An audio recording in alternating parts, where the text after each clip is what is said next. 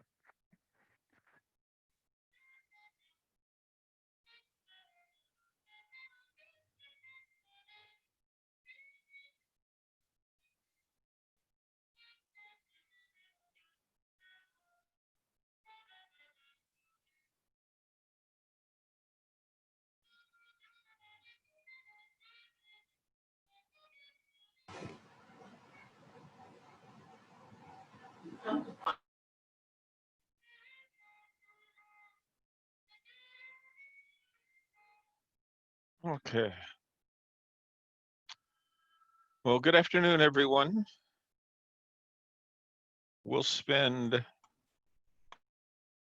a large portion of today simply going through the syllabus and preparing for the rest of the semester and what you can possibly expect and some of the things that will be made available to you, so that not only will you have access to them as we go through the class, but for studying for exams and other things, you'll have the information that you need in order to hopefully be effective and get the grade that you desire. So first question, please let me know if you can hear me. Yeah, we can hear you. Well, I can. Hi. Hi, everyone. Hear you. Okay. We can hear you. Okay, good. So, so what I'll ask you to do for now is simply to remain muted. And as we go through, if you have a question or anything that you would like to share, if you got a question about anything that we're talking about, feel free to unmute, and you can either speak through the microphone and or you can put something in the chat. I'll check the chat periodically as we go through to make sure that I'm not missing anything. So if you want to type something in there and you want to make it, you know, more private so that everyone is not aware of what you're asking, you can do that as well. All right, so welcome to whatever we're doing.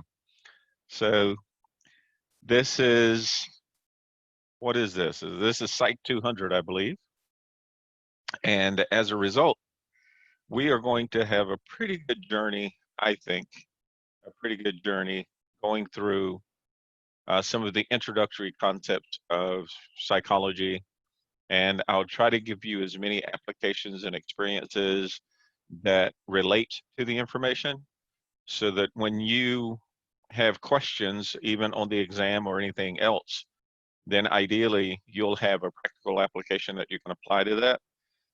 I have no desire for anyone not to do well in the class.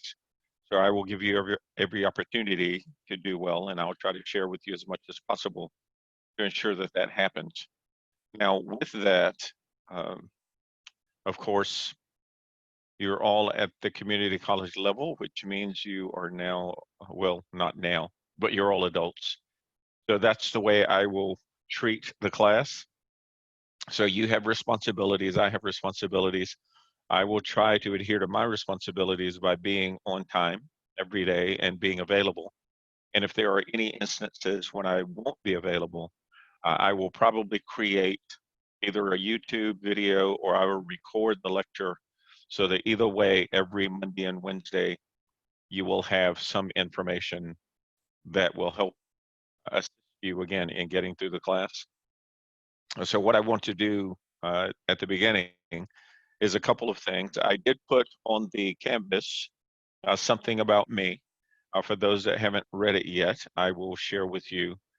My background is rather eclectic. I mean, I spent a number of years in private and public industries working for telecommunications, network manufacturing, leadership development, organizational change.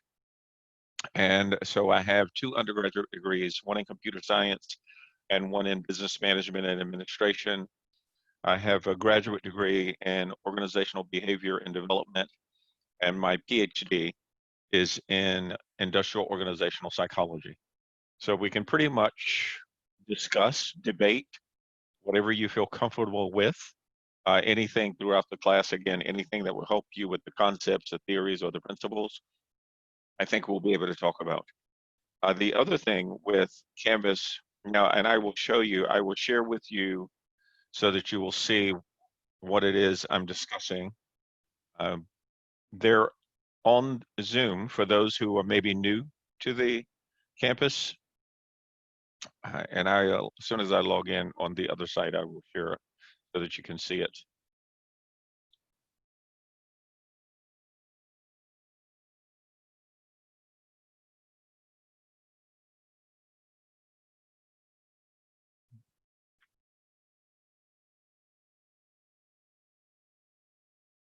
Okay, so now I'm going to load up your class, Psycho 4, and now I'll share that with you.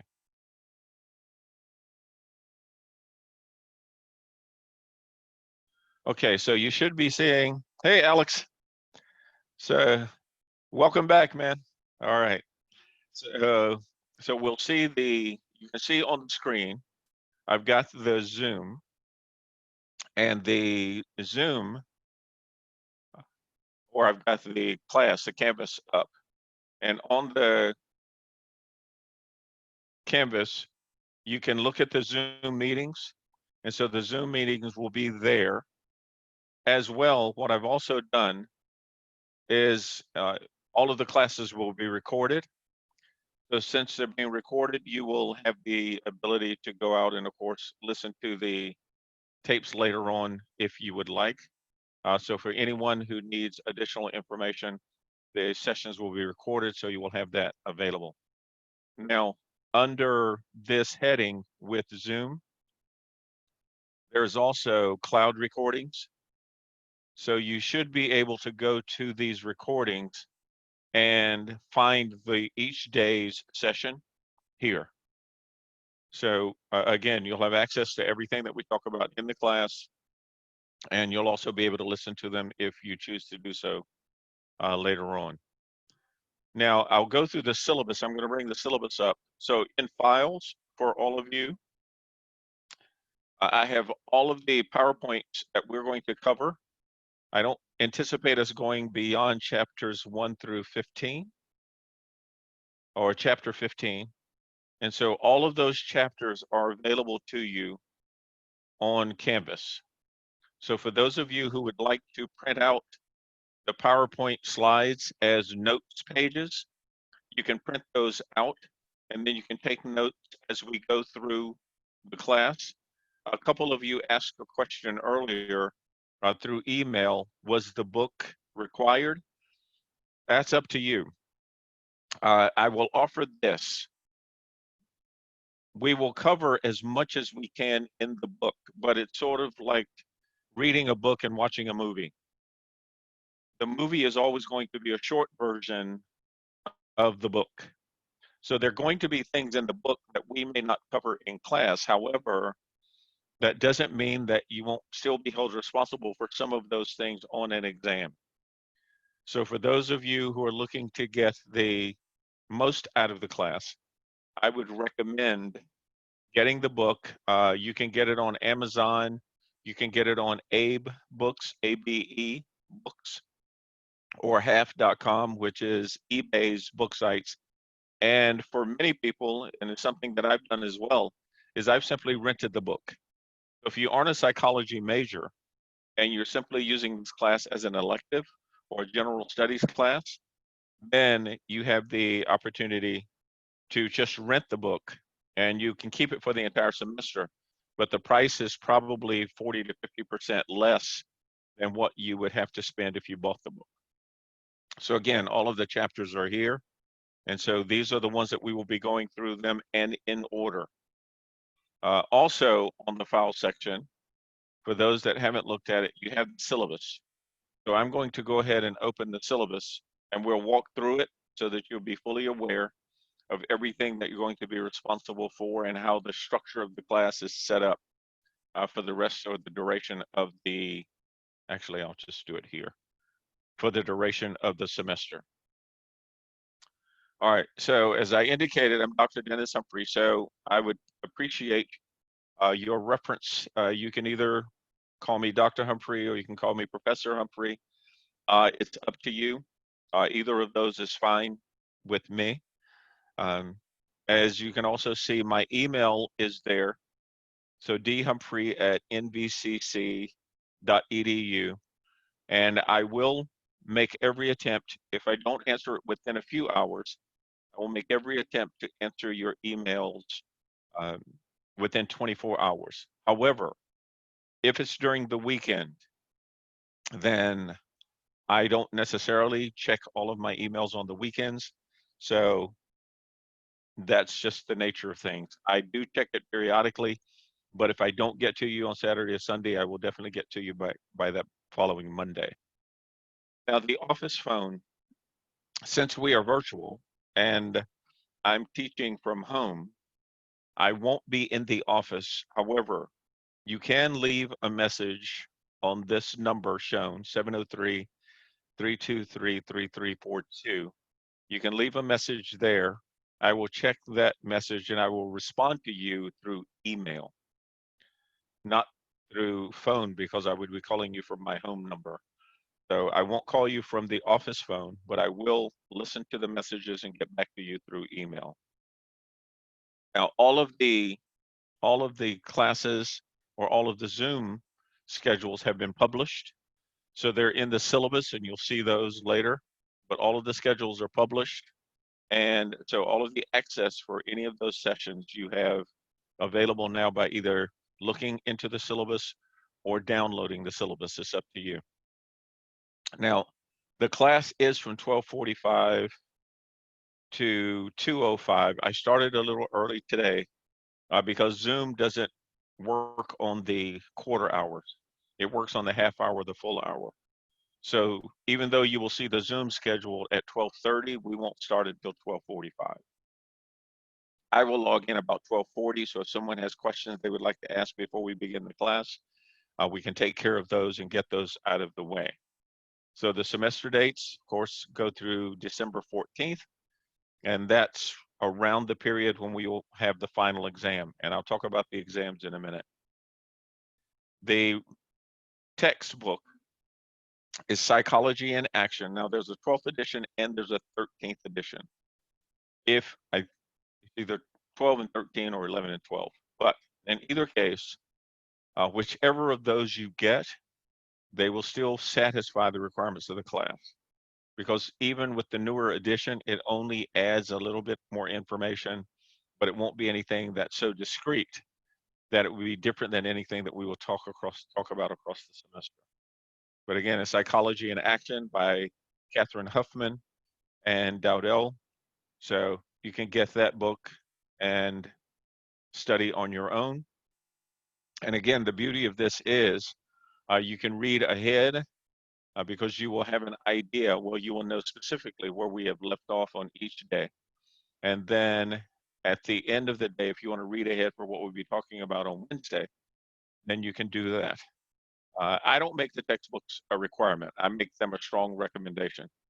It's up to you. If you feel like you need the additional time to study and prepare for the class, then you can get the textbook. If you don't, then you don't have to. Yes, I only strongly recommend it because again, there will be some areas that we don't cover in depth in the class. However, I still have the right to add some of those questions onto the exam. Now, I will share with you this, that the majority, probably 95% of the class, 95% of the exams will come from our discussions in class. But again, there's a 5% deviation that may come from something simply on the out of the book. Let's see. So if you don't plan on taking notes or listening to the recordings, I would say if you plan on not taking notes, not listening to the recordings, or not listening in class, because I know that there are some who find the hour, since it's virtual, they will find something else to do and maybe not necessarily participate mentally in the class as we go through it.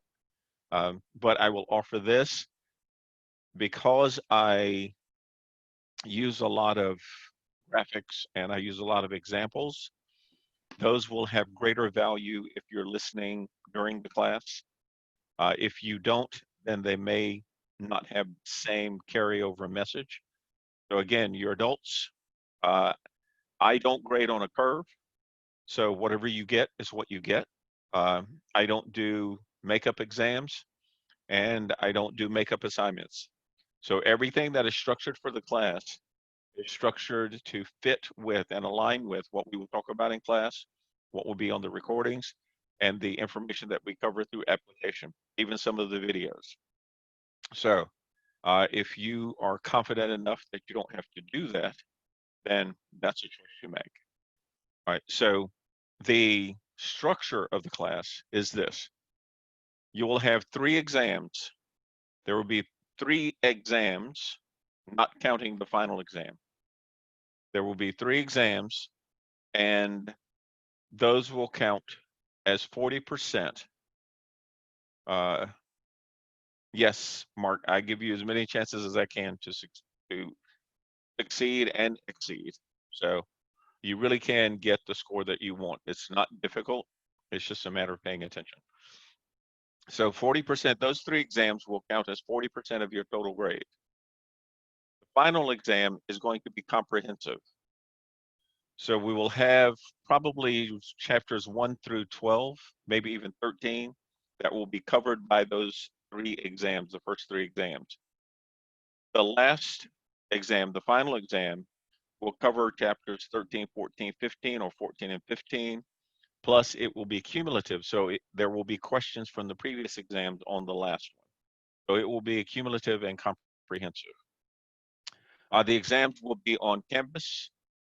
They will be on Canvas, so I will put the exams on Canvas, and I'll actually talk about that in a moment, because I want you to be prepared for the way the exams are administered. So yes, they will be online, they'll be on Canvas, and all you have to do is access them within the requisite time. You will have 2 assignments. Those assignments, I'll talk about those when we get to that area of the syllabus, but you'll have 2 assignments. Those 2 assignments are going to count for 40% of your grade. And again, I'll talk about those in more depth in a moment. Your attendance is also going to have a value, only 5%, but that 5% could be the difference between an A or B or C, C or D, and D or something else. Now, the way that that will work is, well, the way that I take attendance is not simply because you have signed in. There will be several periods, at least 2, that I will ask a question and you will have to respond. If you respond, then I will know that you're in attendance. If you don't respond to that question, then I'll know that you weren't. And at the end of the class, I will take the text, because all of this is captured in a PDF, the entire session, as well as a video recording. So I will look at the text of the class. I will go specifically to those areas for questions.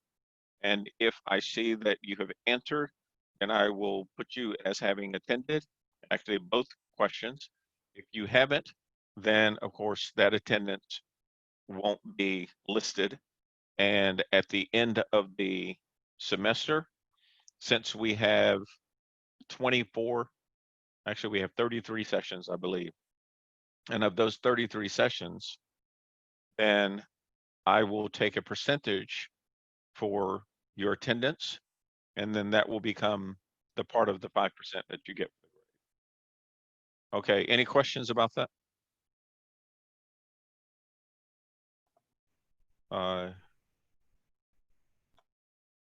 What is the GC? It's a group chat. Oh, okay. All right. Okay, good.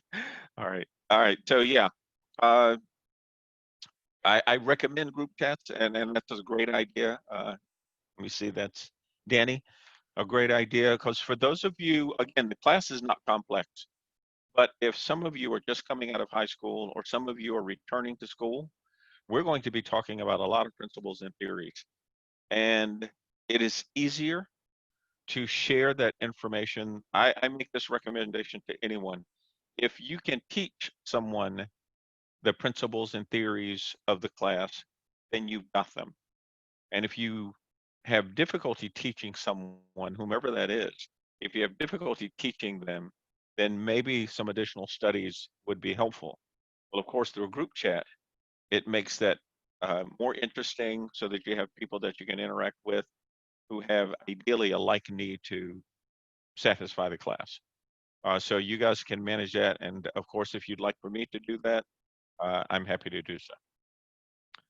So again, the grades, as normal, 90 to 100 will be an A, 80 to 89 to B, 70 to 79 at C, 60 to 69 a D, and of course below 60 will not be a passing grade. Now with that, I will offer that one of the things that I do, and it has been evident over the other semesters, so I will continue that if your attendance has maintained a certain level, and overall you have attended the classes and participated, whatever participation is for you, if you're within 1 point of the next higher grade and you've participated in class actively, then I will I take the liberty of assessing that 1 point, and sometimes up to a point and a half. So I've had people who've really participated in the class and they had a 78.5 as an overall average, and I have moved them up to a B, and the same for people with A's and C's. It is difficult if you score less than a 60, because in that particular instance, I don't think you put the effort into doing well. And so I don't think that deserves any kind of reward or consideration. So I'll just be honest and upfront with you. You put in the work, and I will do everything I can, as Mark said, to help you succeed and to do well in the class. I have no ego to satisfy. So if I say something that you disagree with, you'd like to debate, you have a constructive criticism, I don't mind that at all. And you can ask me any questions whatsoever related to the class. And if we are at a point where I can stop and answer that, I will. If we aren't at a point, then I will address it, because I will make a note of it, and I will address it before we leave for the day.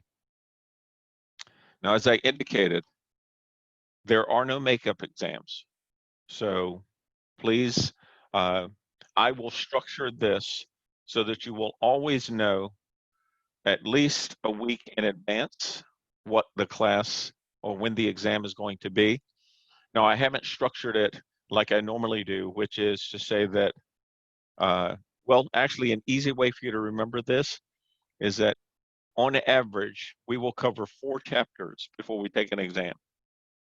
So you'll have a pretty good idea when we're going to finish chapter 4, which would equate to when we would have, or the following class would be the exam.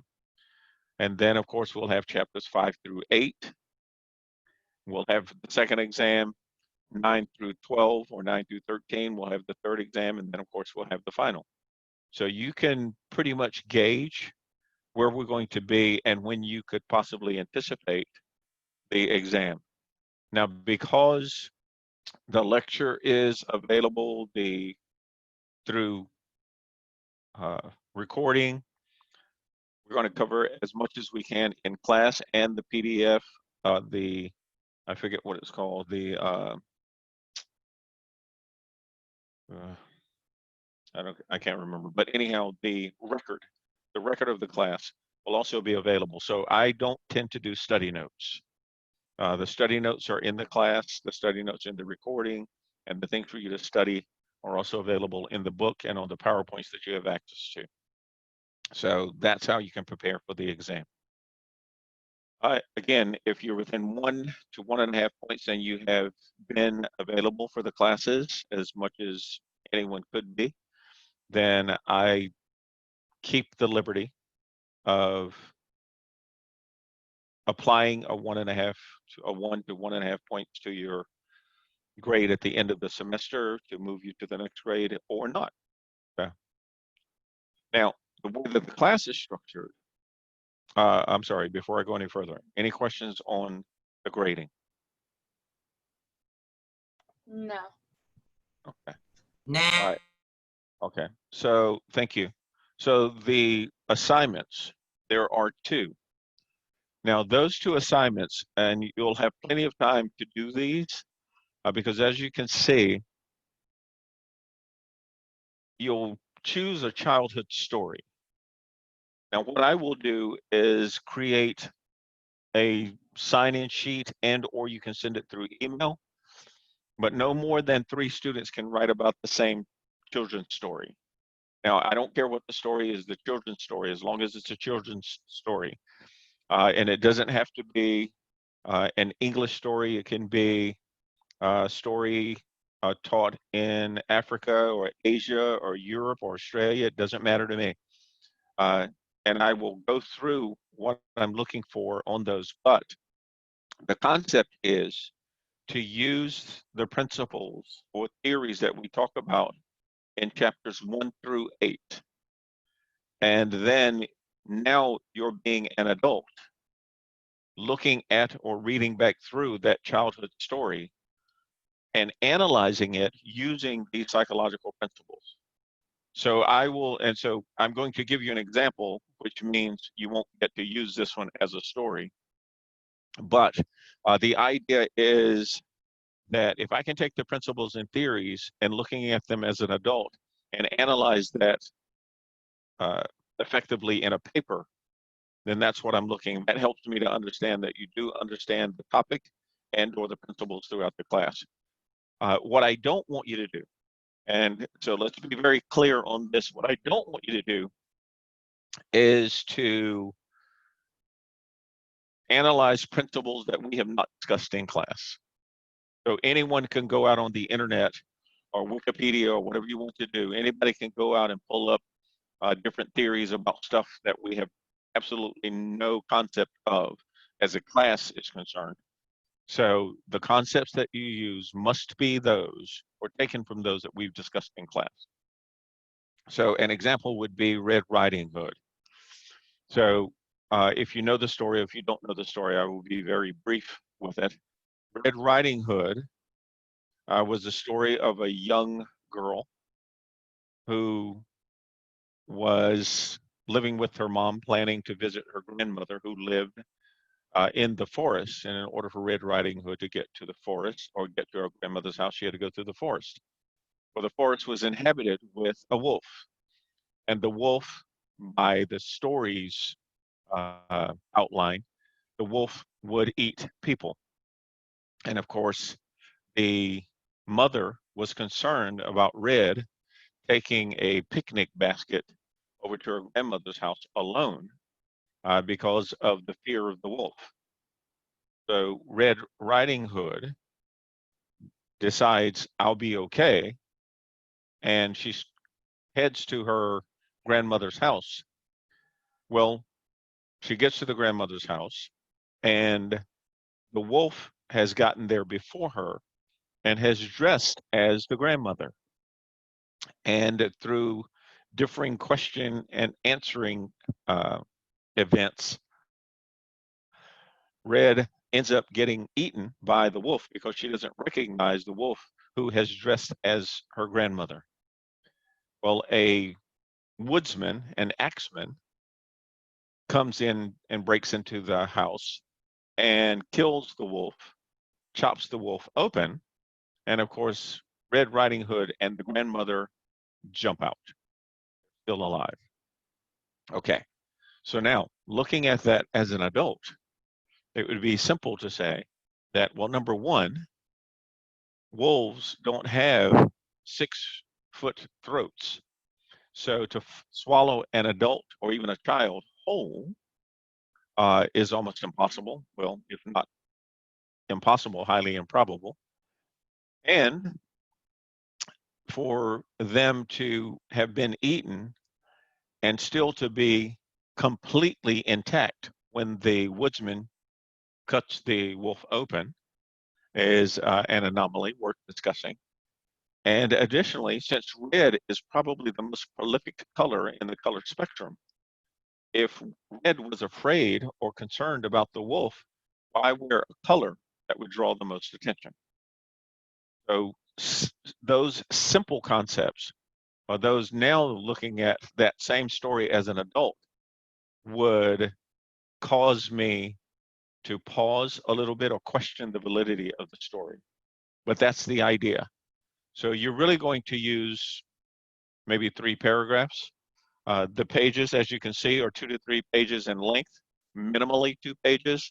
I know you can write more than 2, but minimally 2 pages, page and a half to 2 pages. And you're going to use those concepts in chapters 1 through 8 that we discuss. The paper is a double space, so you don't have to do a whole lot of work. But my recommendation would be, in the opening paragraph, to discuss the principles that you're going to be highlighting related to the story, a brief synopsis of what the story is about. And then the second paragraph or so would be how the principles apply to the story and why there may be contradictions in what the story presents and how the principles of psychology apply. And then the third is your summation of how you might reconstruct that story so that it had more plausibility. So again, those are simply recommendations, none that you have to take, but please be aware that I read every paper. I am a readaholic, so even when I'm not doing NOVA, I am an adjunct professor at the School of Professional Psychology, so I teach those who are getting their PhDs in psychology. So I do a lot of reading, and I enjoy it because it helps challenge my own thinking. So I will read every paper. Please don't plagiarize. If I see 2 papers that are too closely aligned, then I will have a conversation with those who are the owners of the papers. And if I'm not satisfied that you wrote the paper yourself, then I will make a subjective decision on whether or not to either give you a passing grade or even to accept the paper. That's yeah, go ahead. I'm sorry, I have a quick question about the papers. Do you expect us to wait until like we've gone over all the chapters, or are we supposed to be writing it as we're going through and learning each theory? No, yeah, you can wait if you like, because when we finish chapter 8, the date for your first paper won't be till after we finish chapter 8. Now, that being said, if you think that what we've talked about in chapters 3, 4, 6, 7, or something are the ones that you're going to apply to your paper, then you don't have to wait. But I will make it available that if you want to wait through chapter 8, you can do that. But I would say at least the principles a bit more than just chapter 4, because again, this is one of the ways that I subjectively determine if you're grasping the material and understand the application of the material. Did that Okay. help? That help, And then Reagan? yeah, and then so if we do our test, is the paper gonna be due before the test or like the day of the test? Or because a lot of teachers do it to where like you go over the whole chapter and then the paper is usually due on the test date. No, I don't like to put that much pressure on you guys. Okay. So more than likely, we will have our test will either be on a Monday or a Wednesday. I know that. So what I will probably do is make the due date for the paper either it would be, if the exam is that Monday, then the paper would not be due until Wednesday. If the exam is on Wednesday, then your paper won't be due until Friday. So I'll at least give you a 2-day window after the exam to complete your paper. Okay, thank you. You're welcome. And then, of course, the second assignment is going to be you choose a movie. So very similar premise. You would choose a movie, and from that movie, talk about the psychological implications that as it applies in chapters 9 through 15. Again, and Reagan, thank you for the question. You don't have to wait until chapter 15. But again, the more that you display your knowledge and level of understanding of multiple theories, the better the grade. Now, there is a rubric that will be on Canvas, and that rubric will specifically talk about the way that I grade.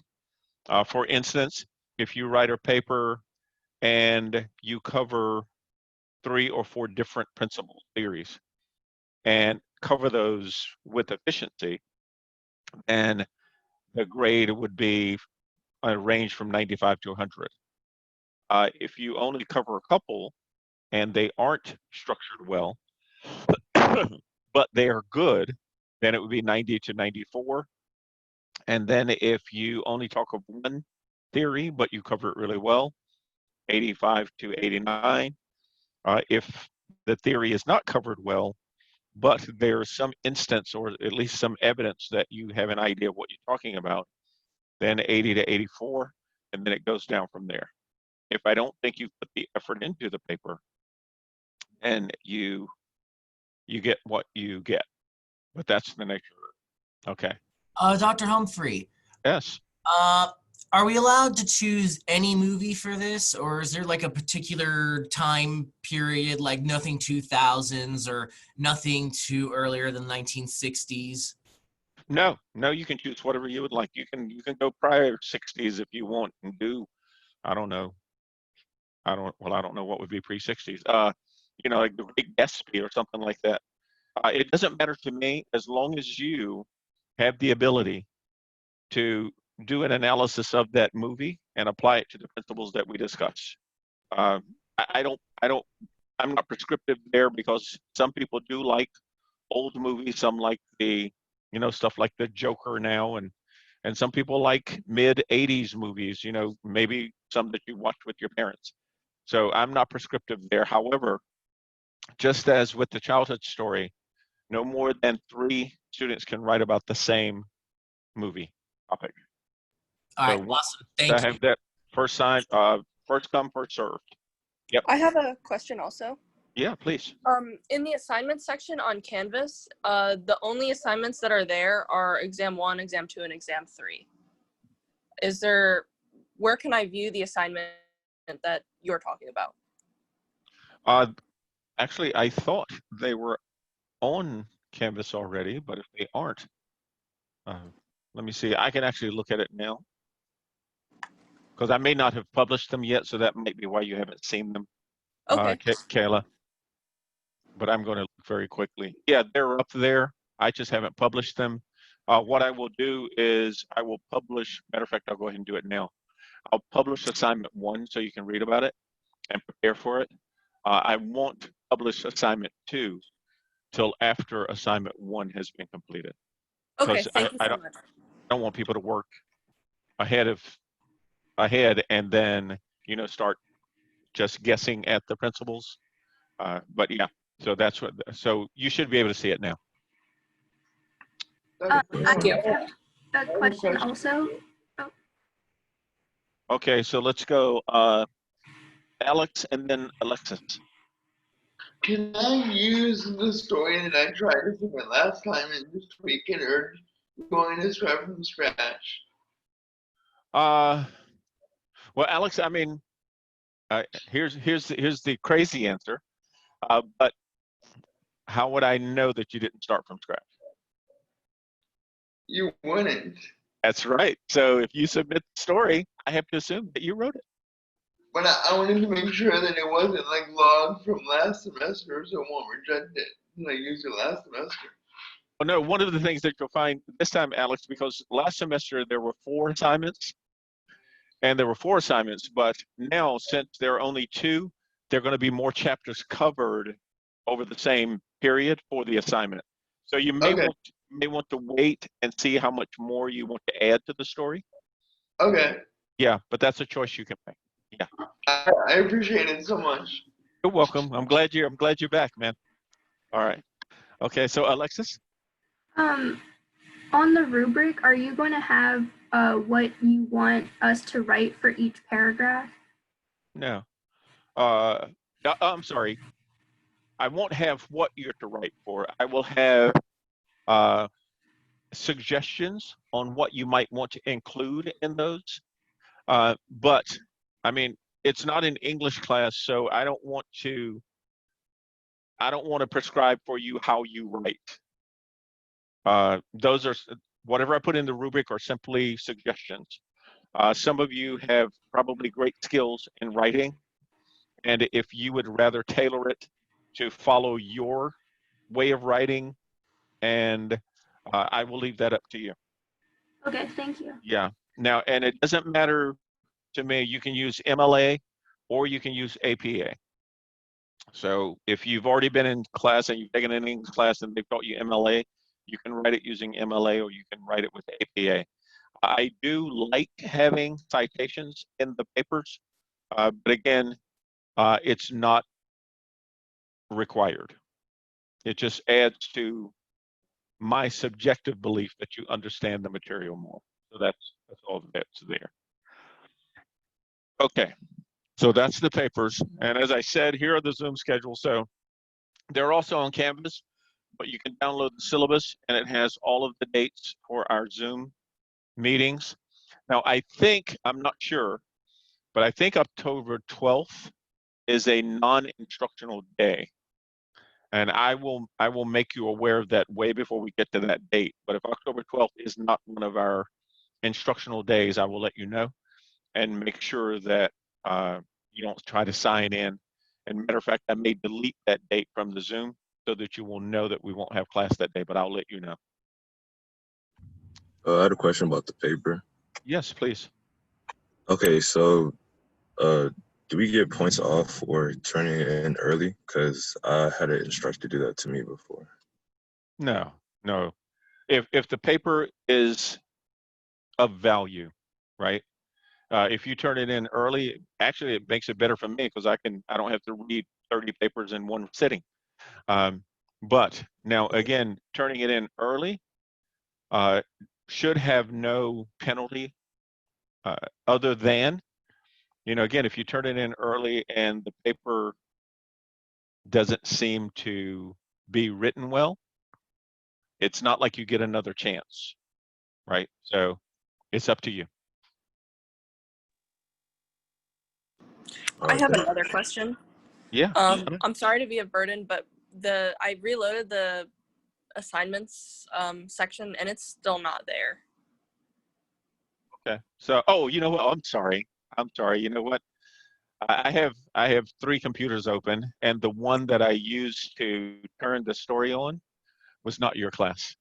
Oh, It was okay, a class. thank you. It was the class. No. Thank you very much. Thanks for letting me know. Yeah, it was from the class this morning. So let's see, children's story. Right now, Kayla, let's see if you see it.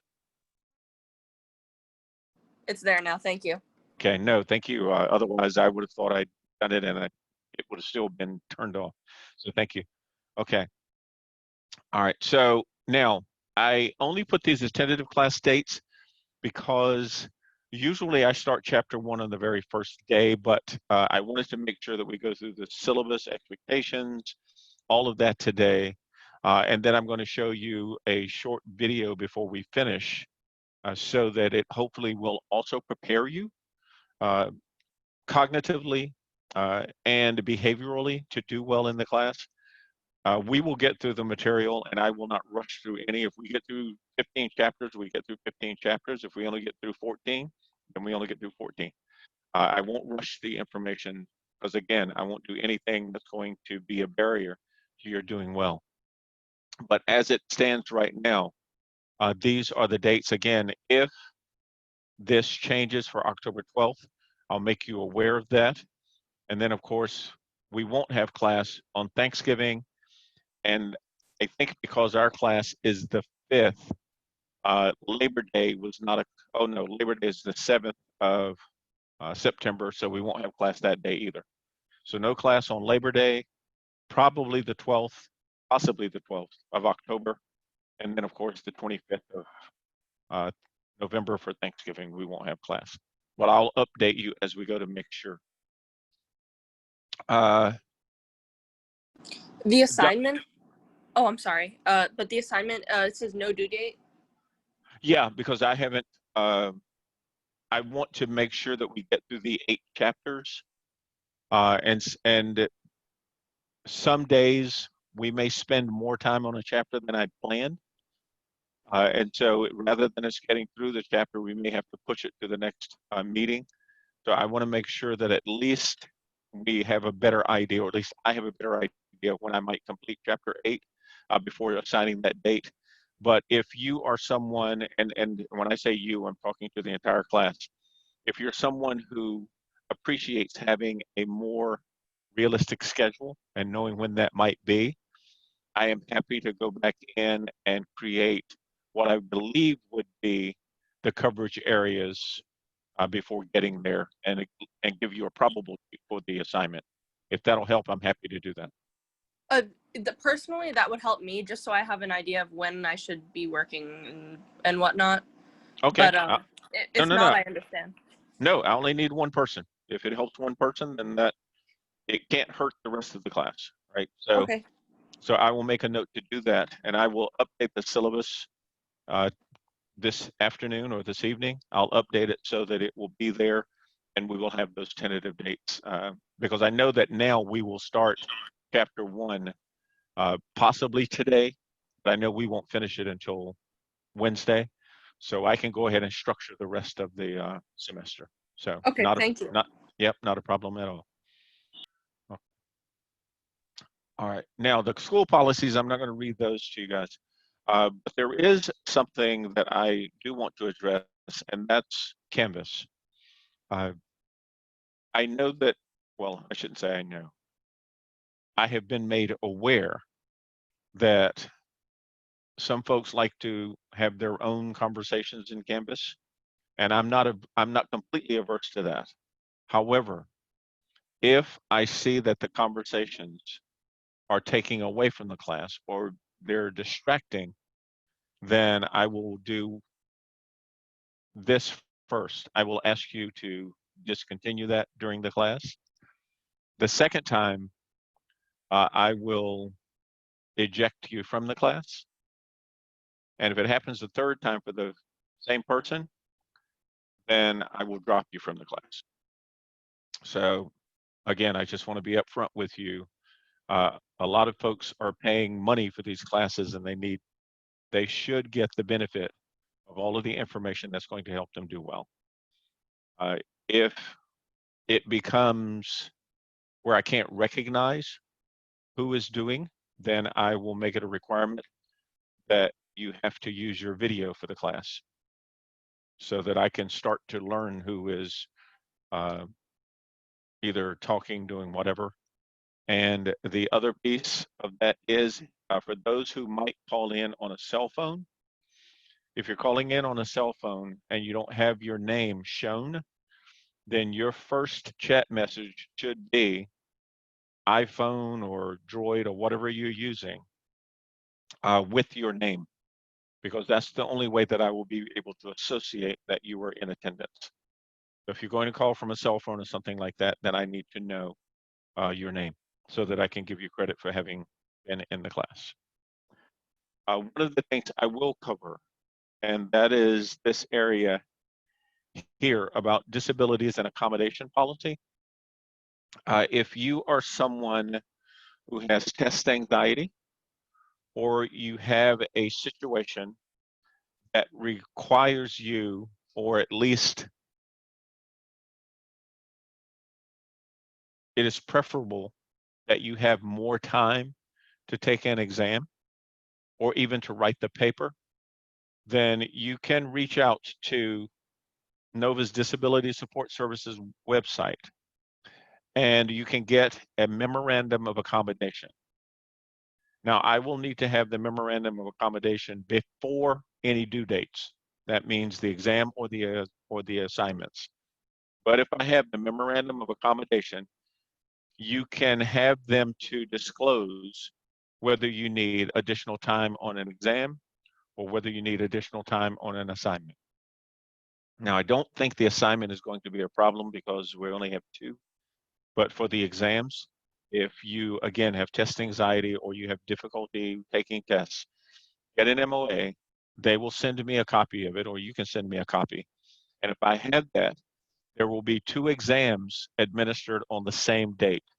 One of those will be the regular exam with 1 hour. 1 hour and 10 minutes will be the average time allotted for an exam. And for those with an MOA, you will be given additional time dependent on what is identified in your MOA.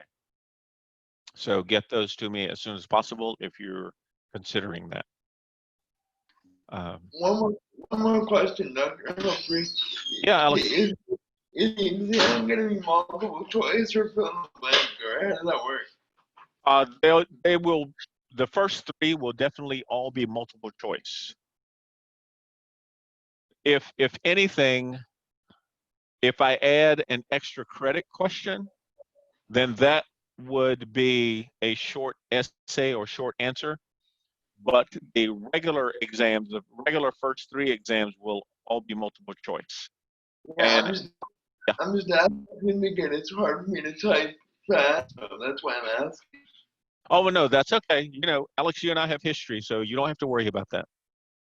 Okay. But I appreciate you talking about it. But yeah, I know that we have history, so I'm aware of that. So you will get whatever you need. So don't worry about it.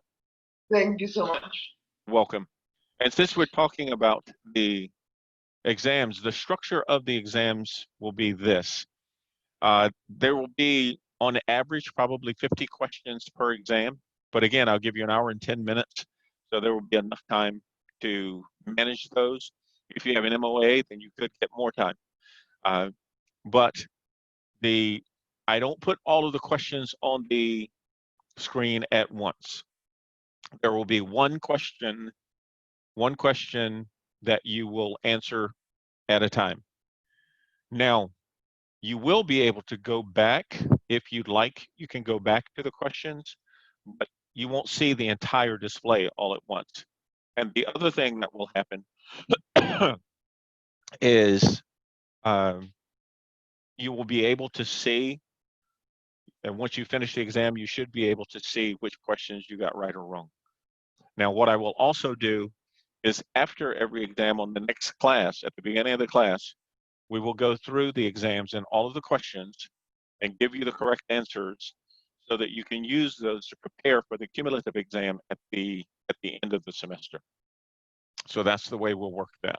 Will we be able to discuss those answers which we got wrong, or something along those lines after the test? And when we look yeah, absolutely. When we go over the test that following day, like if we take the test Monday, we'll go over the test on the beginning of the Wednesday class. Yeah, absolutely. And actually, I appreciate anyone who would like to debate, an answer that they put down that they thought was right and why. Because if you have a valid reason for having chosen an answer that I didn't put as correct, that actually shows more understanding, or at least the condition that either I taught something incorrectly or that however you learned it, whether it was from me or the book or whatever, there's a challenge to that. So I love challenges. I'm a psychologist, so there is no one right answer. There's one that's more right than the others, but it doesn't mean the others are wrong. And if you can argue that well enough, then I am absolutely happy to have that conversation. Awesome. Yeah. Okay. All right. So let's see. Okay. So that's the syllabus. So any questions on any of that? And Kayla, I will make that adjustment to the syllabus so you'll have those dates. Is the syllabus you. on Canvas? It is. It's under the files section. Do you have office hours? I don't have formal office hours because we're not on campus.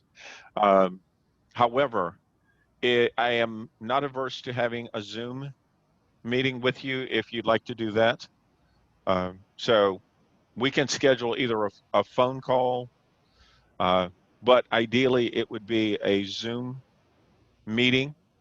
And now my schedule is pretty full this semester. I'm actually teaching 6 classes, but I don't, let's see, from 9:45 till 10:30. So most often my best time is 10:30 to 12:30.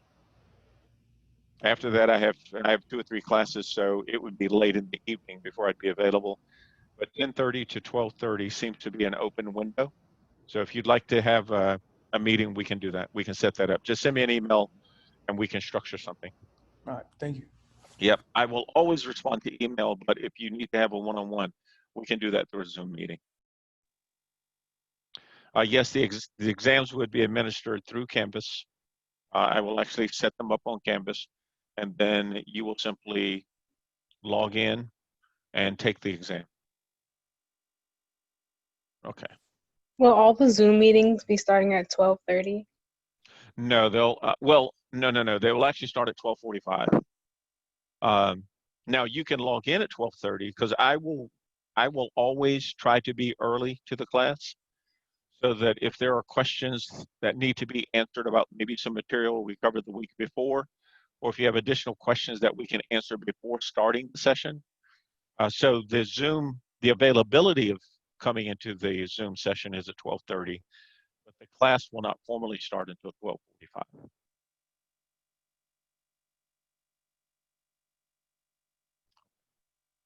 All right, let me do this and see if there's anything else. Nope, I think that's pretty much it. Okay. All right, so let's see. I'm going to show a short video. And after I show that video, then we'll come back and we will at least kick off chapter 1. So, all right, I'm going to load that video up. I will share it with you and then. Professor, quick question. Yeah. Do we need to buy a new textbook? I strongly recommend the textbook, but if you don't think you need it, then that's a choice.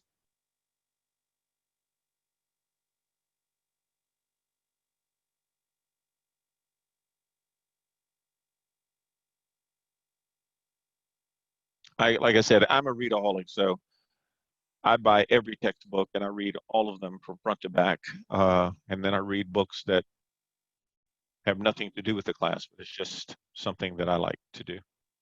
All right, so this is video. It's only about 13 minutes, but I will share it with you guys so that you can listen to it as well.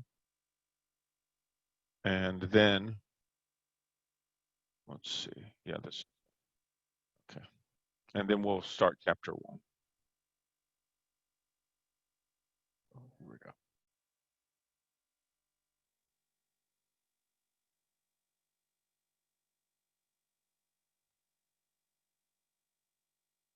The conscious mind is a creative mind. The subconscious mind is a programmed mind, a habit mind. I'd like to discuss the nature about how our life has been programmed and how these programs control our life, our vitality, and our behavior in the world. Recognize this. If you buy a new computer and you turn it on, the built-in operating system prepares it to work. But if there are no programs in that computer, then the computer can't really do anything. Well, let's now relate this to a child. When the brain develops, it's got an operating system, but there are no programs in it. So nature created the first 7 years of our lives to download behaviors by observing our parents, our siblings, and our community. And in this way, a child can learn all the behavioral characteristics necessary to be a functional member of a family and a functional member of a community. Well, however, since we are downloading the programs by observing other people, what happens if we download programs from our parents or our family and siblings that are not very positive programs, that are actually very negative programs that have an adverse effect on our health? Well, it turns out science has revealed that during the first 7 years of our life, our brain is designed to download programs just by observing other people. It's a state of hypnosis, which is a characteristic of a brain frequency called theta, which is just below consciousness. The first 7 years of a child's life is installing the programs that when consciousness kicks in at around age 7, consciousness has use of programs to create the behavior in their relationships, in their family, community, etc. We now know about 70% of those programs that we download from others are negative and disempowering and even self-sabotaging. And as we go through our life, you'd say, well, where are these programs? I say, well, they're in the subconscious mind. And then you say, but what's the other mind? I say, the conscious mind, that's the one that kicks in at age 7. That mind is connected to your personal identity, your spirituality. And the difference between the two is profound. The conscious mind is a creative mind. The subconscious mind is a programmed mind, a habit mind. So I say, why is it relevant? I say, well, if you're running from the conscious mind, then you're creating your life from wishes and desires and aspirations. However, if your life is under the control of the subconscious mind, it's just going to play back the programs that you downloaded from other people.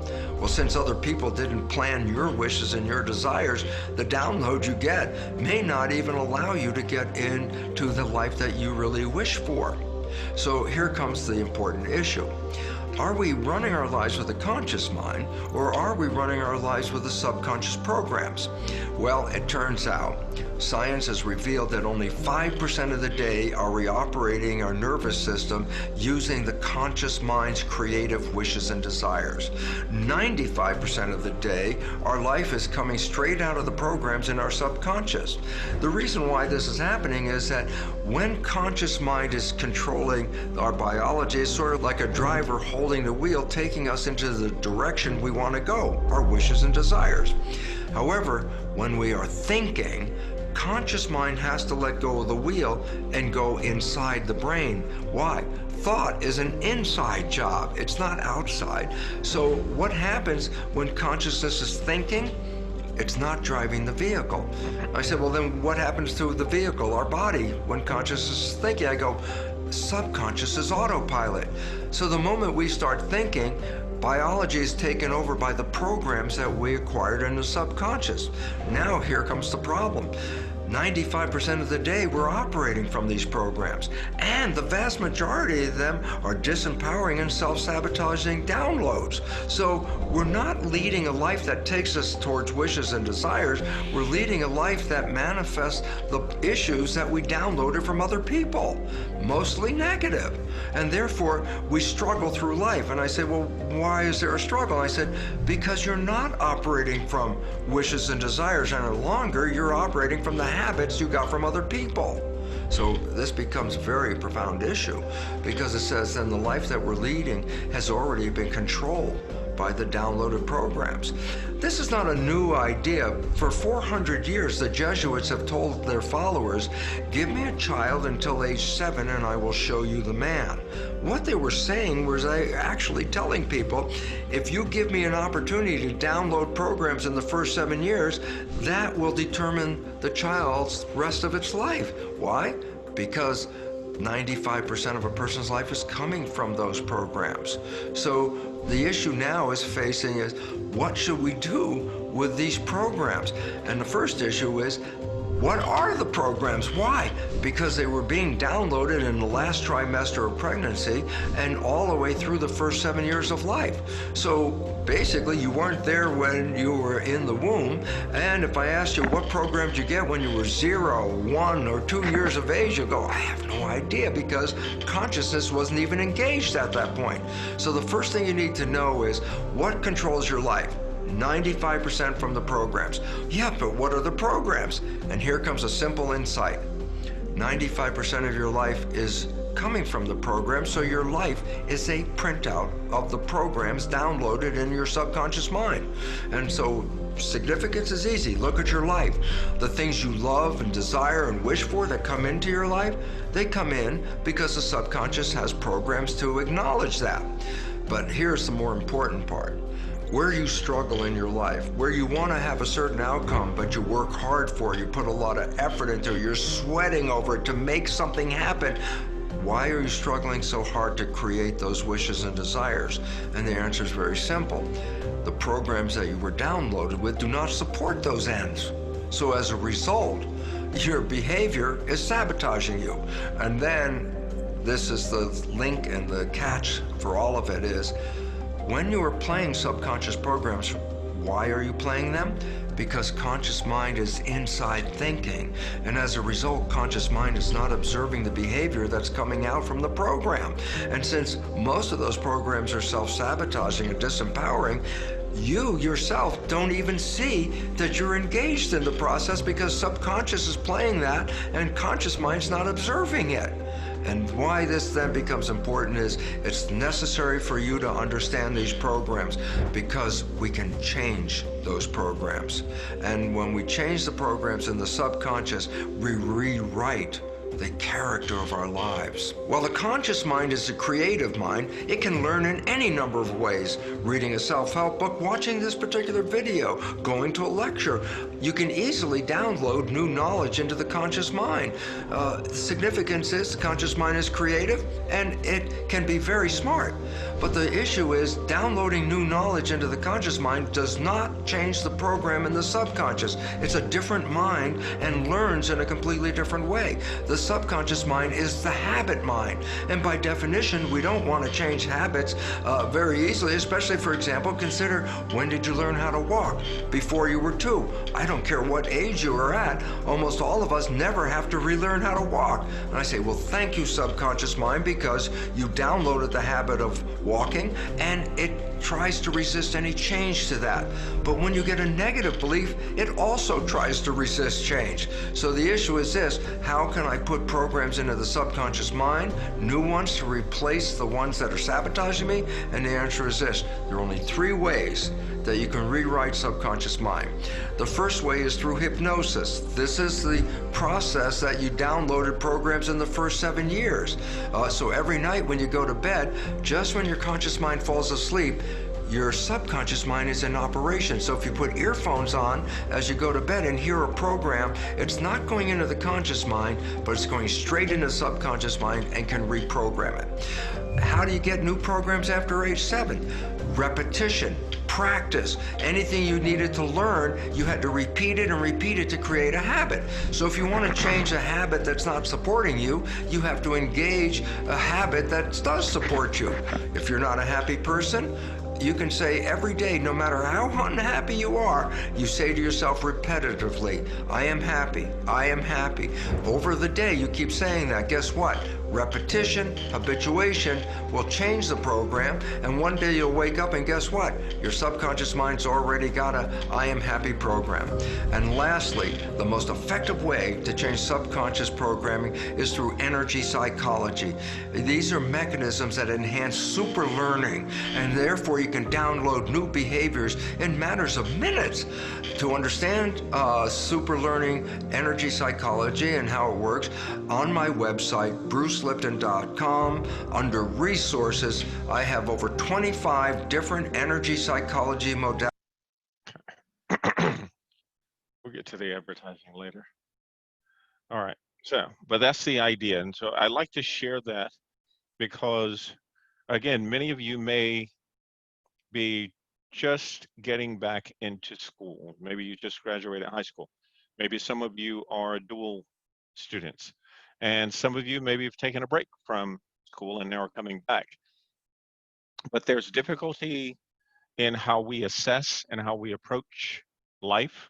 And in this particular instance, life including returning to school or going back and taking classes that you don't control the outcome of. You influence the outcome, but I sort of have the control. But you can influence those controls by whether or not it is an A, B, C, D, or something else. And for those who think that, well, coming back to school is going to be hard, I'm doing so many other things, you're doing exactly what Dr. Lipton just talked about, which was you're setting your mind to believe that it is difficult. And if you believe that it's difficult, your mind will support, your mind and your body will support that it is difficult. And you will find that the outcome really is difficult. However, if you change the nature, because you do control the nature of who you are, if you can change the nature of what you think, how you think, for instance, I'm an avid golfer. Avid golfer. I play every chance I get, and of course, don't get to play as much as I want. But when I first started playing, everybody was saying it's the most difficult game in the world. Now it is, I think, but it's difficult. You know, very few people are going to do well. If you can, break 100, you're doing really well. Doing really. Don't even try to do better. Well, of course, as I listened to them, I played with them, and I noticed that the ones who felt like that never got better. But the ones who said, or at least practiced and conditioned themselves and started looking at the good shots opposed to the bad shots, started duplicating and replicating the good shots, and they became better. And I think it's the same for studying. I have a belief, and as a cognitive behavioral psychologist, I believe that the average of any knowledge is attainable by any person who does not have a cognitive disability. And in a lot of instances, they can still learn it. So I'm not saying that you need to be a genius. I'm not in any way saying that, you have to be the top of all of your classes. But what I am saying is that if I were to show, which I will do, if I were to show what is generally used to test intelligence, and we'll talk about that much later, but the idea is that there is a bell curve. And in most instances, the majority of those who participate in a particular study fit underneath this curve. And this curve becomes the average. And since that is the average, you're going to have those who are above average, maybe genius level, and then you will have those who are less likely and maybe mentally challenged, however we define that, and we won't define it here, but a mental condition that prohibits their ability to learn. Maybe it's dyslexia, something like that. But absolutely everything that exists is by nature something that is attainable to the average person. So those who don't like mathematics probably had a really bad experience or a horrible teacher, or you didn't score well, you didn't do well, and so you conditioned your mind to believe that you can't do well in math, so you've learned to hate math. Now, again, you don't have to do differential calculus, but the average and the things that you go through life doing are all algebraic. There are some geometric things that you do naturally. When you throw a ball to someone, you throw it based on physics. You give it a certain height, weight, and then you give it a certain speed to get to where you want that person to receive it. So all of that stuff is average. And so when we talk about this class, we're going to be looking at the average. What are the things that you can simply understand and be aware of that can help you change the nature, not only of who you are, but who you've become. Because there is a reality that when we condition ourselves to believe positive or negative, whichever we believe will be the one that overcomes our direction. If we don't believe we can do something, you're right. If you believe you can do something, you're right. Now, the question is, and then I will get off of this soapbox, but the question is whether or not you believe that in order for you to be successful, you have to compare yourselves to someone else's success. So if I believe that I need to be the dean of the psychology department in order to believe that I have achieved success as a psychologist, then until I achieve that, I may feel like I am less than, or I haven't had the ability or capability or whatever to do that. And so when we look at these things in this class, that's exactly what we're looking at. We're going to look at those kinds of things that can become inhibitors or barriers to our success. We're also going to look at the kind of things that help us start to understand why we have great relationships with some people and bad relationships with others. Now, it's not all our fault, but the way that we recognize and appreciate someone else's positions tend to be as a result of what we have developed as our own belief system, the core constructs of what we believe. And someone who has a bad relationship, someone who is afraid to talk to someone else that they really like and would really like to have a relationship, someone who does certain things that you don't see as progressive. Maybe they smoke, maybe they drink, maybe they do drugs, prescription or illegal. Whatever those things are, we get caught up in conditions and allow our minds to determine our conviction and commitment to that behavior. So what we're going to do is talk about, hold on just a minute, guys, please.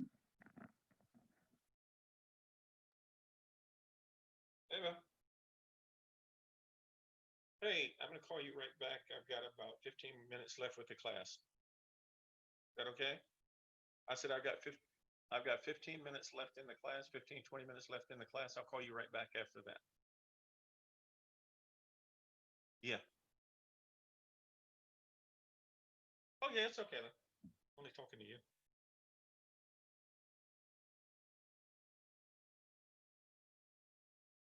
Oh, it should be the K. You know, that regular one. You know, the Kelly Alexander?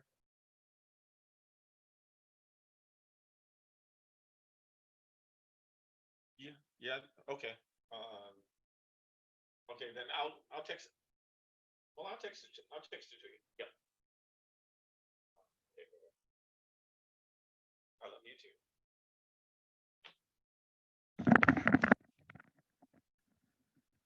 Okay. And it's okay you heard that. That's my daughter. Dr. Humphrey, Yes, sir.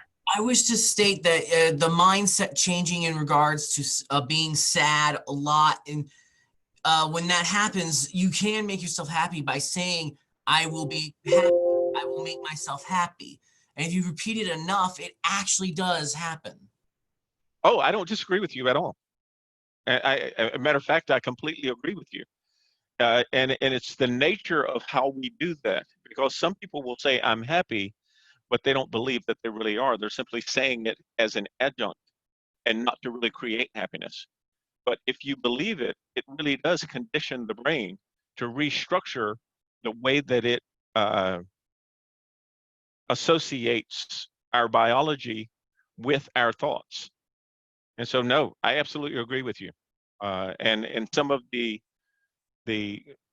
people that I work with outside of Nova that have issues that they'd like to work through, I absolutely do that. I look at the positive. I use positive psychology to assist in that. So no, I agree with you. All right, but that's the nature of psychology, right?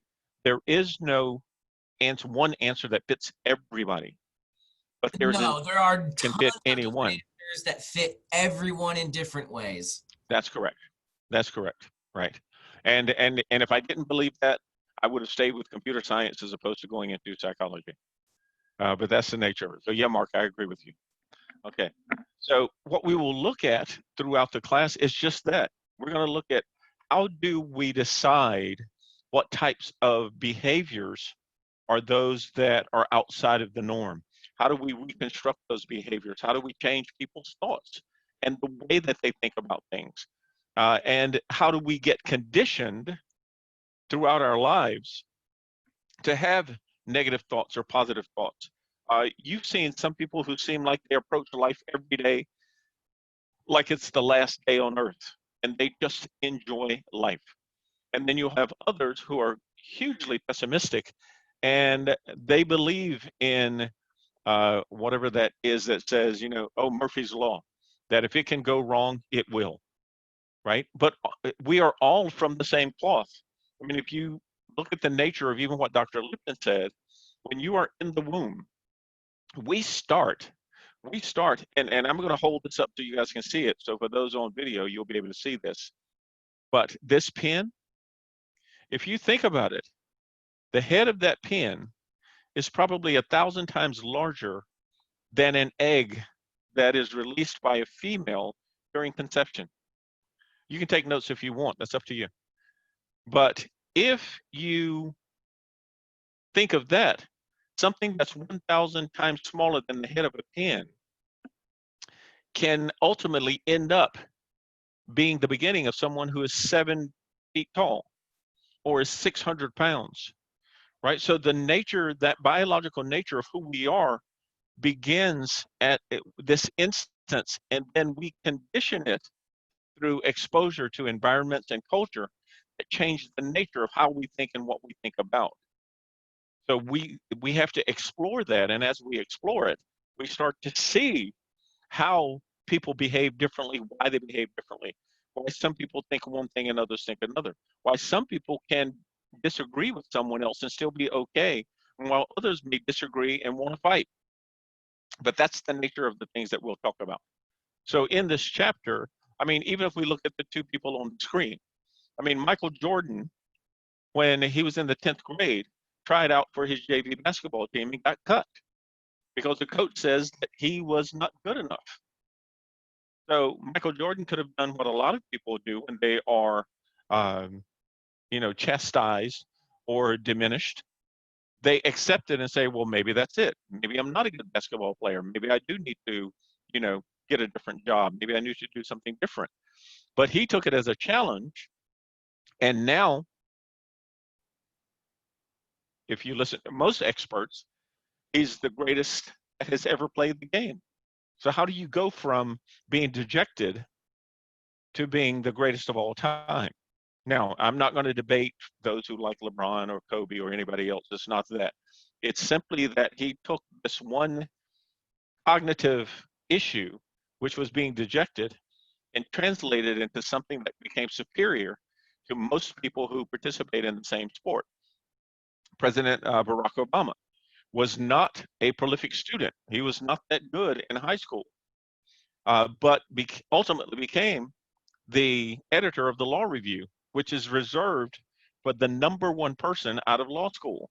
You have to be the #1 in law school to be the editor of the Law Review.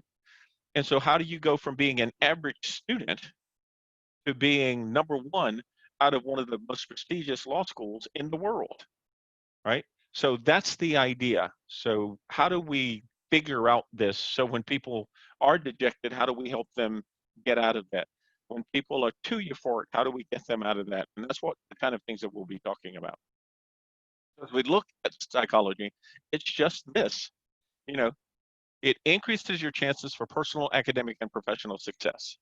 Well, for personal, because if you understand the dynamics of why you think the way that you do, why you behave the way that you do, why some people get on your nerves when others don't, why you are more likely to be happy with one group and less happy with another. Academically, because your belief in your capability is going to be part of the stigma that determines whether or not you do well, right? If you say, oh, this person in the class is getting this much quicker than I am, they're scoring better. If you say that, well, they're smarter, you're at the same time saying that you don't believe yourself to be as smart, versus taking the opinion that if I don't get it as quickly as they do, I need to study more. Maybe I need to put in more time, right? So if you look at the positive outcome, it tends to migrate and start to condition you to realize that you have the same capability, you just have to administer it differently. And in professional success, because there are very few professions where you're going to be working on your own. You are going to have to interact with other people. So the more you understand behavior, and what are the dynamics of that behavior and why people do the things that they do, the more likely it is that you're going to understand the nature of other people and either decide to participate or not. Now, your understanding of yourself and others is the exact same premise, right? Understanding the dynamics of behavior and why thoughts manifest themselves certain ways. And folks, this really does go all the way back to your childhood, right? And I can take anyone, I can take absolutely anyone, as long as it does not create a threat to their livelihood.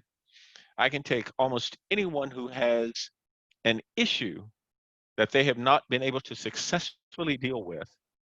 90% of the time, I can take them back to their childhood and we can unwrap exactly what became the catalyst for that behavior, those thoughts, or even that developmental issue. And your critical thinking, because now rather than accepting something as it is, you're able to peel back the layers of the onion and understand what is the cause and not just the effect. So that's why we're going to talk about all of these things, and we will build from beginning to end. And subsequently, you will have, I think, at least a core understanding of what happens with interaction, what happens with groups, what happens with relationships, what happens with families. All of those things become evident. I will share this one story with you, and then we will move a little further. And matter of fact, I'll share this one story and we'll close it out for today. There was a young lady, and of course will remain nameless, but she and her father didn't get along very well.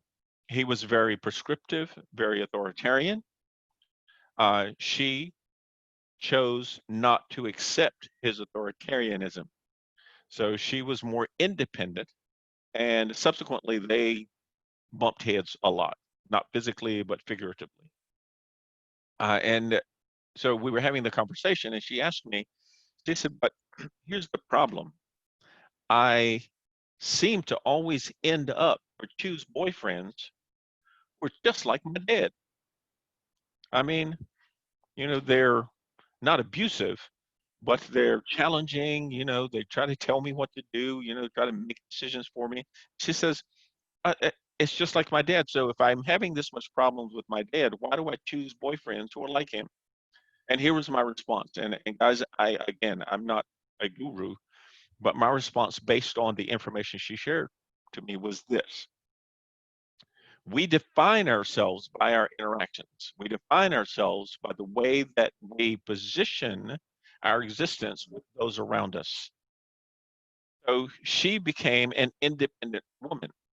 Well, the way that she became an independent woman was by challenging her father's dependence on him being right, that authoritative behavior.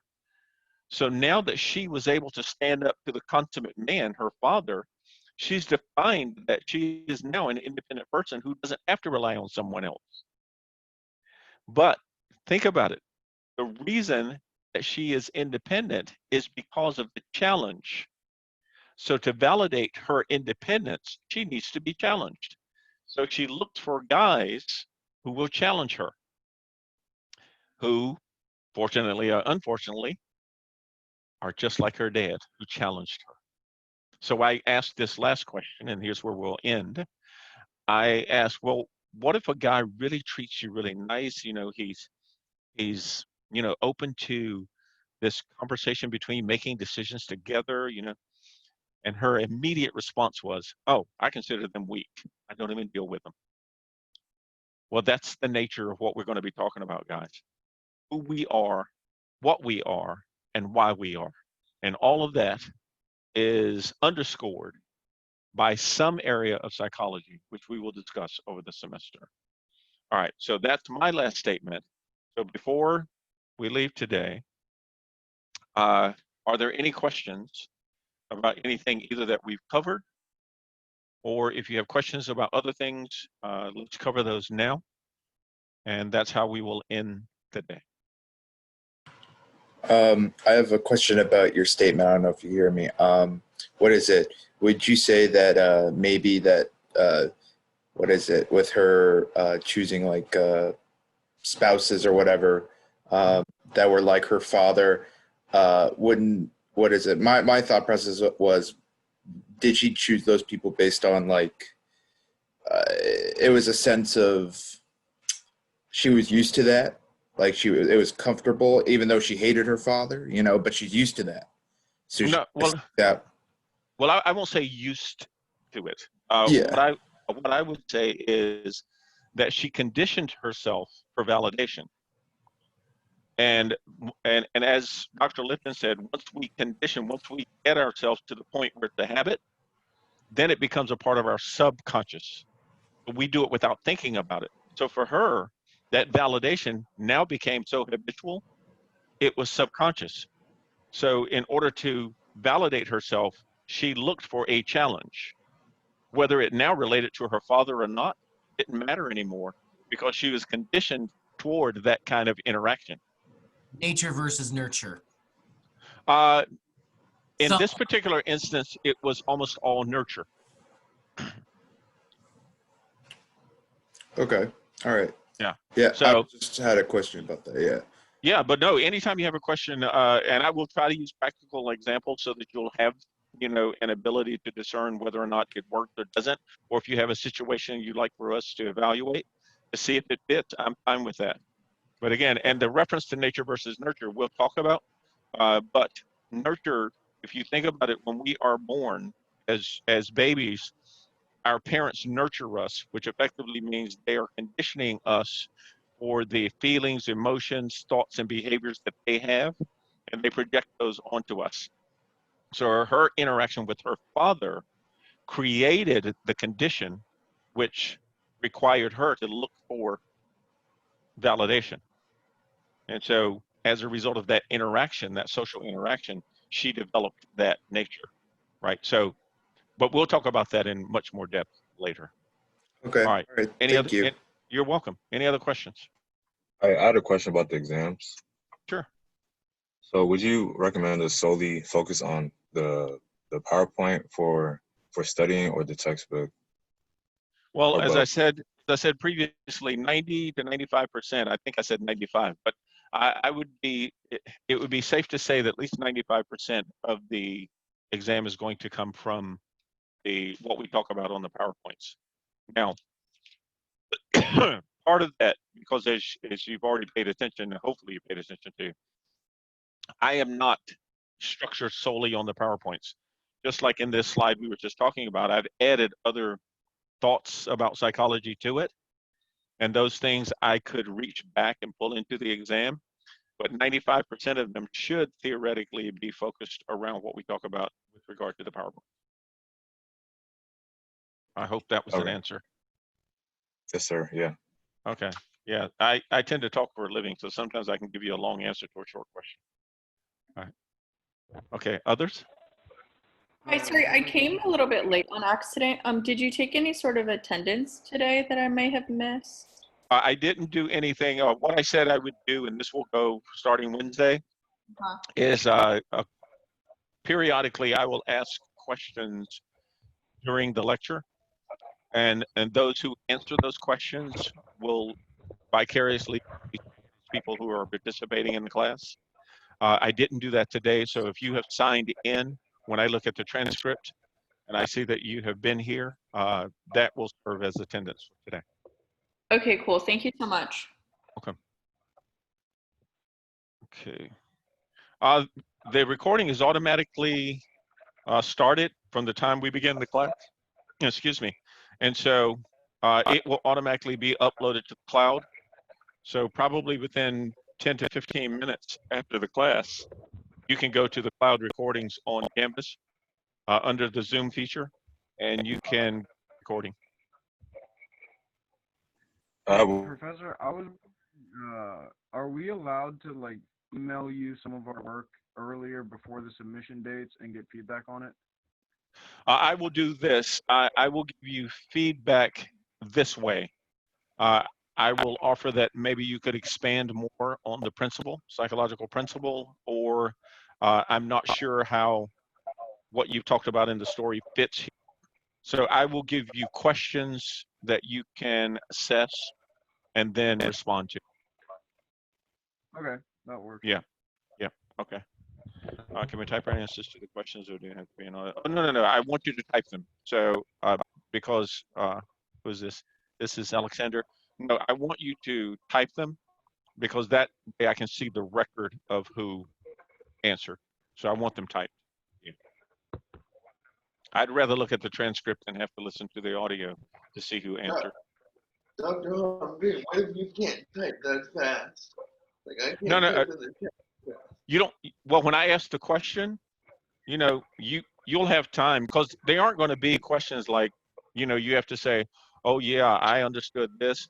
They're going to be questions more than likely sort of yes, no, or Okay. yeah. This is just, these will just be check-in questions, not theoretical questions. Yeah. Okay. Thank you so much. Yeah, no problem. Okay, folks. Well, thanks for being here today. As you can see, we are going to whisk through this. We won't do it, you know, too fast, but we'll do it in a way that hopefully you can grasp it. And if you don't grasp something, anytime you have a question, you of course can ask, and we'll deal with it specifically. If it is a question that's not related to what we're discussing, as I said, I'll answer before the end of the class, but I'll try not to be disruptive in how I present the information to you. So until Wednesday, have a great rest of the day and tomorrow, and then we will see you Wednesday at 12:45. All right, awesome. Have a great day, Dr. Humphrey. Thank you very much. Okay, thank you. Thank you. More than welcome. Thank Take you. care.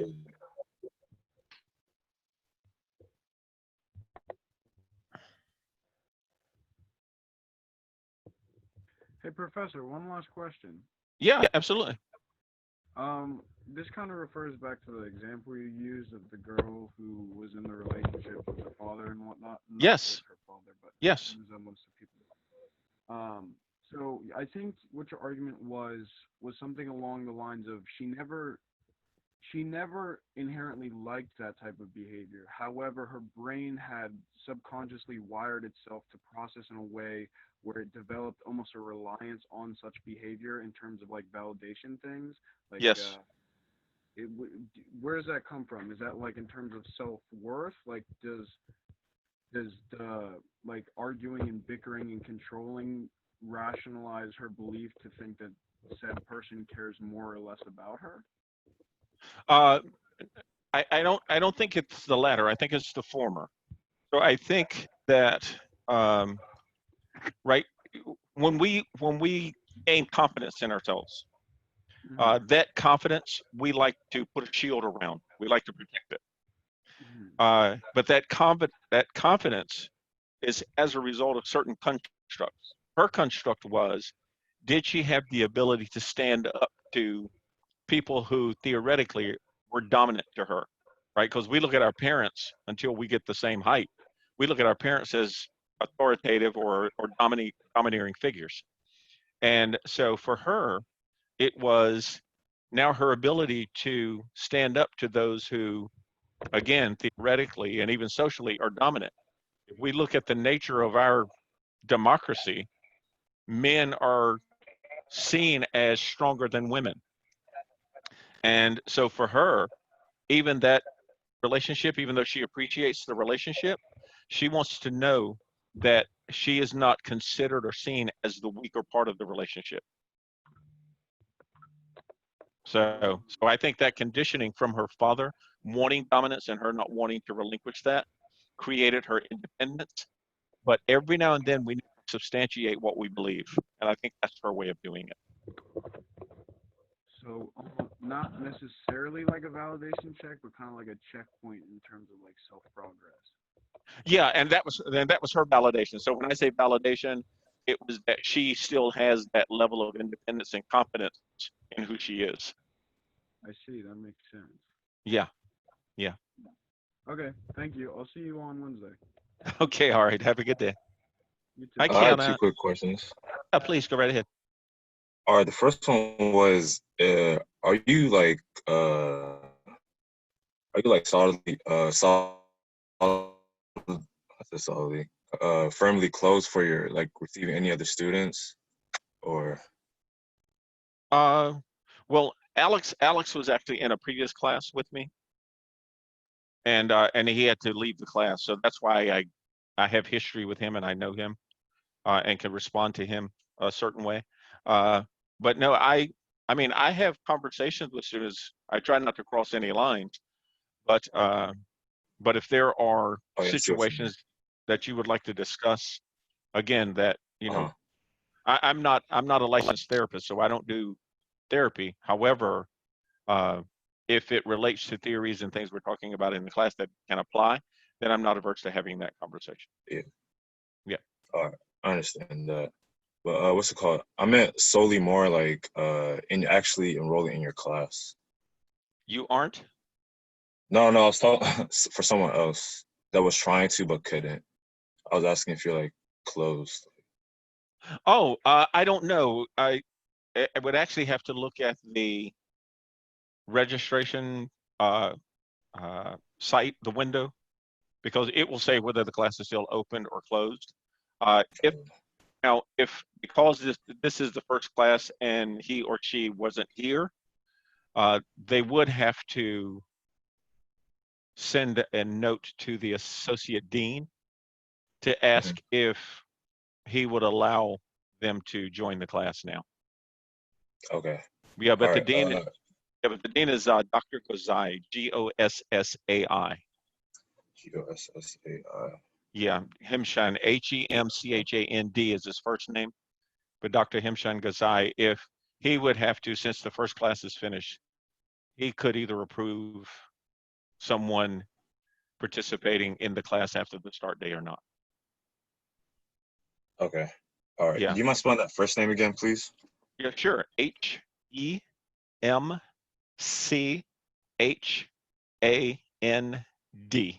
D is in Dennis. Okay. All right. Thanks so Yep. much. And my last question was, I heard you say you did a computer science degree. Did you program at all? Yeah, Like, actually, that was my first life. I was a programmer. I programmed in 7 different languages. Oh. Yeah, Okay. I absolutely loved programming. I never wrote a flowchart for my entire degree. Oh, really? I never wrote a flowchart. I sat at the computer and wrote all of my programs from scratch. I loved Okay. it. I absolutely loved it. So yeah, I'm actually Do you thinking mind about. me? Oh, go ahead. Go ahead. Oh, do you mind me asking you some advice then? Because I just recently, I went from security to IT to now I'm doing computer science. Yeah. And Yeah. Well, I'm getting started on, well, right now I'm trying to start with code so I can get familiar with the program. I took a programming class in high school. We just did some basic Java. I'm just trying to like okay. relearn. So Yeah. I'm trying to, what would you recommend me starting with? Because I already started with HTML. I'm planning on doing Python next, but I just want like a guide to where I should Yeah. start to be like a software developer. With software, I'd look at Java. I'd start with Java. Yeah, because I think the nature of it is simple enough to learn, but it teaches you the core construct for language and manipulation. So, and again, I think it's easier to start with because once you get into Python and those, you're going to be looking at object-oriented language, and that, unless you're just gifted with it, that takes time. But Java or even C+. Now C is really easy to. I mean, not that it's not difficult, but C+ or C++ really gives you a lot of the fundamental programming rules. Yeah. So I would start with one of those, and I think from there you'll see whether or not it really is that niche for you. And if those are, then the rest of them are just going to be cake.